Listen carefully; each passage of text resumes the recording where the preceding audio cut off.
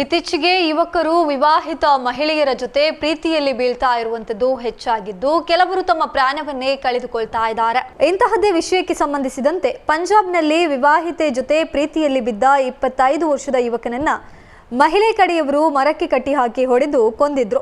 ಇದೀಗ ಉತ್ತರ ಪ್ರದೇಶದ ಔರೋಹದಲ್ಲಿ ಇದೇ ರೀತಿಯ ಘಟನೆಯೊಂದು ಬೆಳಕಿಗೆ ಬಂದಿದೆ. 21ರ ಹರೆಯದ ಅಮ್ರೋಹದ ಯುವಕನಿಗೆ ಸೋಷಿಯಲ್ ಮೀಡಿಯಾದಲ್ಲಿ ಆಗ್ರಾದ ನಿವಾಸಿಯಾಗಿದ್ದ 40 ವರ್ಷದ ಮಹಿಳೆಯ ಪರಿಚಯವಾಗಿತ್ತು. ಪರಿಚಯ ಸ್ವಲ್ಪ ಸಮಯದಲ್ಲೇ ಗಾಢವಾದ ಪ್ರೇಮಕ್ಕೆ ತಿರುಗಿದ್ದು ಬಿಟ್ಟಿರಲಾರದ ಬಂಧವಾಗಿ ಬದಲಾಗಿದೆ.